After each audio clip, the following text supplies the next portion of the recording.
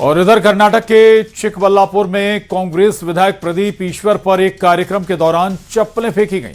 बताया जा रहा है कि केंद्रीय मंत्री एच.डी. कुमारस्वामी पर विधायक की हालिया टिप्पणी से नाराज कुछ लोगों ने उनसे माफी की मांग की थी और कार्यक्रम खत्म होने के बाद जब विधायक बाहर निकल रहे थे तभी भीड़ में से एक व्यक्ति ने उनकी ओर चप्पल फेंकी। पुलिस ने तुरंत आरोपी को हिरासत में भी ले लिया।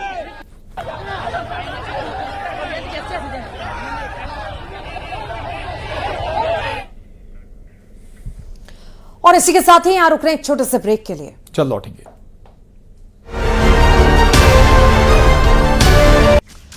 और सबसे पहले बात श्री राम मंदिर चढ़ावा को लेकर के चोरी केस में जांच एक्शन अब तेज हो चुकी है और पुलिस ने आज एक साथ 10 लोकेशन पर रेड मारी है। रिमांड में 8 आरोपियों से पूछताछ की जा रही है। पुलिस आज 8 आरोपियों के घर और दूसरे ठिकानों पर भी पहुंची। दस्तावेजों की इस दौरान जांच की गई। छापेमारी के दौरान रामशंकर यादव उर्फ टिन्नू के घर पर ताला लगा मिला। छापेमारी में राजस्व के अधिकारियों खासकर लेखपालों को भी शामिल किया गया है। पुलिस का मानना है कि आरोपियों के घर से चढ़ावा चोरी का बड़ा हिस्सा बरामद हो सकता है। आपको बता दें कि 25 जून को मंदिर ट्रस्ट के सदस्य कृष्ण मोहन की शिकायत पर दर्ज पहली एफआईआर के बाद टिन्नू समेत 8 आरोपियों को गिरफ्तार किया गया था और 26 जून को सीजेएम कोर्ट ने आरोपियों को 3 दिन की रिमांड में भेजा था। इस बीच कल श्री राम जन्मभूमि ट्रस्ट ने चंपत राय और अनिल मिश्रा के इस्तीफे की भी पुष्टि की और आज पुलिस ने एक साथ 8 आरोपियों के घर पर रेड डाली।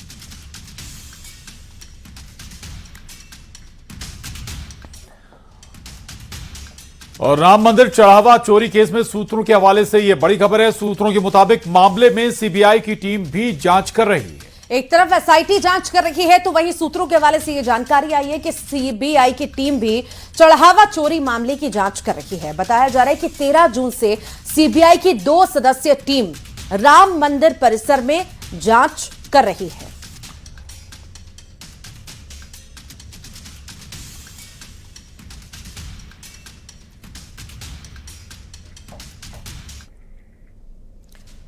तो वहीं राम मंदिर दान चोरी केस में आरोपी अविनाश शुक्ला के भाई से पुलिस ने रुपयों से भरे 2 बैग बरामद किए हैं। पुलिस ने अविनाश के भाई अभिषेक को हिरासत में लिया है और उससे पूछताछ भी कर रही है। आपको बता दें कि पुलिस अविनाश के घर से करीब 20 लाख रुपए लेकर 20 लाख रुपए अभी तक बरामद कर चुकी है। और उधर मंत्री कैलाश विजयवर्गीय का आरएसएस को लेकर दिया गया बयान चर्चाओं में है। विजयवर्गीय ने कहा है कि सरकार बनने के बाद कई अधिकारी खुद को स्वयं सेवक बताने लगे हैं। उन्होंने संघ के बढ़ते विस्तार के साथ अच्छे कार्यकर्ताओं की कमी को लेकर भी चिंता जताई। उनका यह बयान सोशल मीडिया पर वायरल हो रहा है। विजयवर्गीय के संघ वाले बयान पर सियासी घमासान भी है। कांग्रेस ने कहा विजयवर्गीय ने खुद मान लिया कि प्रशासन में आरएसएस के अफसरों का बोलबाला है। तो बीजेपी ने पलटवार करते हुए कहा कि विजयवर्गीय का इशारा उन अवसरवादी लोगों की तरफ था जो सिर्फ सत्ता के लाभ के लिए स्वयं सेवक बनने का ढोंग करते हैं।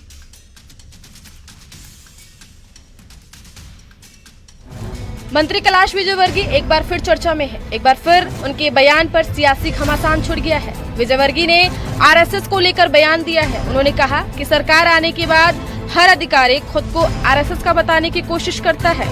सरकार आने के बाद सत्संग के हो गए हैं। हम सरकार में जो भी अधिकारी आता, सर मैं शाजापुर में था सर, तो माखन सिंह की शाखा लगाते थे, वहाँ जाता था। भाई अभी तुम जाते हो, हमारी सरकार में भी उसके पहले तो कोई बताया नहीं तुमने। हर अधिकारी के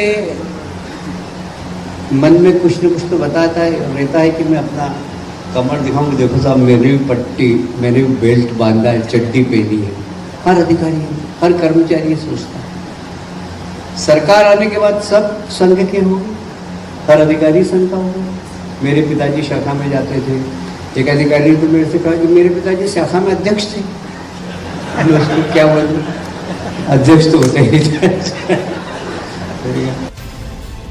कैलाश विजयवर्गीय ने यह भी कहा कि बहुत भीड़ हो गई है, लेकिन इस भीड़ में अच्छे इंसानों की कमी है। विजयवर्गीय ने कहा कि अगर अच्छे इंसान नहीं होंगे तो इस विचारधारा का क्या महत्व रह जाएगा।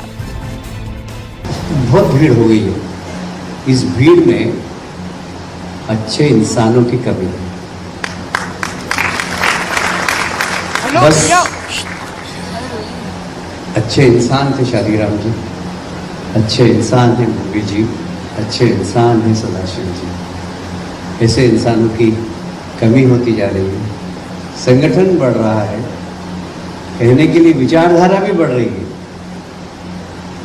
पर अगर अच्छे इंसान नहीं होंगे तो इस विचारधारा का महत्व क्या है, इसके पर हमें चिंतन और मनन करना चाहिए। विजयवर्गीय के इस बयान पर सियासत शुरू हो गई है। कांग्रेस ने तीखा हमला बोलते हुए कहा कि विजयवर्गीय ने खुद मान लिया है कि प्रशासन में आरएसएस के अफसरों का बोलबाला है और पूरा तंत्र भ्रष्ट हो चुका है। तो कांग्रेस के आरोपों पर बीजेपी ने पलटवार किया है। बीजेपी प्रवक्ता हितेश वाजपेयी ने कहा कि विजयवर्गीय का इशारा सिर्फ उन अवसरवादी लोगों की तरफ था जो सिर्फ सत्ता के लाभ के लिए स्वयंसेवक बनने का ढोंग करते हैं, न कि संघ की विचारधारा पर। कैलाश विजयवर्गीय ने कह दिया कि ये सब बुरे लोग आ गए संघ में, और इसीलिए चाहे देश का प्रशासन हो चाहे मध्य प्रदेश का प्रशासन, ये पूरी तरह भ्रष्ट हो गया है। अधिकारी भी हाँ में हाँ मिलाने लगे, मतलब कोई भी किसी तरह का अपोज नहीं करता, सब अपने आप को संघी बताने लगे। तो निश्चित तौर पर मैं समझता हूँ जो बात कैलाश विजयवर्गीय जी आज कह रहे हैं, कांग्रेस के नेता इसको जमाने से कह रहे थे कि ये जो संस्था है इसमें ऐसे ही लोग घुसे हुए हैं।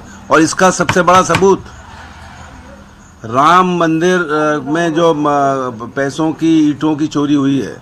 कैलाश जी ने उन लोगों की तरफ इशारा किया है जो हम लोग लंबे समय से सत्ता में हैं, तो स्वाभाविक है कि कुछ लोग सत्ता से लाभ के लिए अपने आप को संघ के करीब या स्वयंसेवक बनाने की कोशिश करते हैं, जबकि वो होते नहीं है। और बहुत सारे ऐसे लोग हैं जो वाकई में होते हैं, अच्छा काम करते हैं, तो जिनका वैचारिक आधार नहीं होता है वो हमारी चुनौती बनते हैं, क्योंकि वो कहीं ना कहीं कुछ सोच के आए हुए रहते हैं। और जब वो चुनौती बनते हैं तो अंत में बिल तो हमारे नाम फटता है। तो इस पे सतर्क और सजग रहने की जरूरत है कि हम जो वैचारिक रूप से सन्निष्ठ लोग हैं उनको पहचानें और उनके साथ आगे बढ़ें, और जो अवसरवादी लोग आ जाते हैं थोड़ा सा उनसे सतर्क रहें। विजयवर्गीय के इस बयान पर सियासी बहस छिड़ गई है। कांग्रेस कह रही है कि ये बयान बता रहा है कि प्रशासन में आरएसएस के अफसरों का बोलबाला है, तो वहीं बीजेपी कह रही है कि विजयवर्गीय ने अवसरवादियों पर सवाल उठाया है, न कि संघ की विचारधारा पर। Bureau report, news 18।